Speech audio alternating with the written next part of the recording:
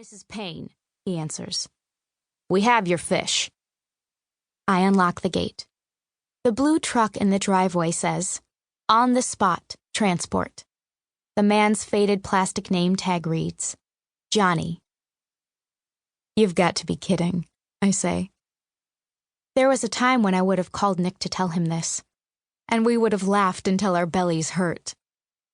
Johnny and another man, Felix, cart a couple of large plastic tubs into the backyard. They make damp tracks on the lawn. At my direction, they release the fish into the swimming pool.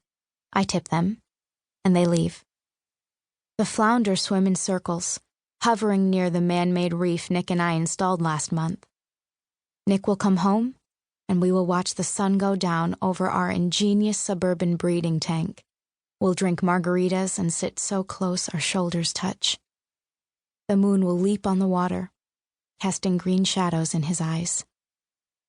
I call Nick at the aquarium to tell him the flounder are here, but he doesn't pick up. I crouch down and stretch my hand over the shimmering mirror of the pool. The fish settle uneasily at the bottom and stare up at me, both eyes on one side of their heads. This is one of the interesting physiological facts about flounder. From certain angles, they can never tell what's coming. Here is how peacock flounder reproduce. In a harem. One male, many ladies. It happens just before the sun goes down. A male and a female sidle closer. They bow their backs, and their snouts brush. Then the female plays hard to get, moving away, and the male has to come toward her again, from the other side. You know, so she's blindsided. The way flounder mate is spectacular, magical. The male and female are drawn upward together in a column of water, as if the very act of procreation makes them lighter. When they are floating about 6 feet above the ocean floor, the fish release their sperm and eggs, a tornado of genetic material. When the pair settle down on the sand again, the male checks to make sure that the mating worked, and they go off in opposite directions. It was less profound for Nick and me. A snowstorm, vodka shots, a broken condom. For 20 minutes, I have counted and recounted. I have checked in corners. I even hiked up my pants and waded into the water myself to make sure there were no blind spots eluding me, no fish hiding beneath the reef. I close my eyes, open them, and count again.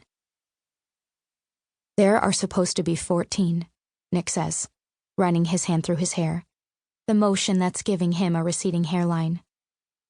There were. I swear it. And what happened? Nick asks. Did one get up and go out for a jog? For God's sake, how could you lose a fish, Hope? Almost immediately, his words lose their edge. I'm sorry, he says. I shouldn't be yelling at you. His hand, solid and warm, slips down the length of my arm. It's okay. You signed for the fish. You counted them. The missing one's here, somewhere. Things don't just disappear. That is not true. That is not true at all. You don't have to do this, he tells me. Maybe it's too soon. I stare down at our fingers, twisted into a Gordian knot. This is important to you, I reply. So it's important to me. He looks at me as if he is about to say something, but then shakes his head. What? Nothing.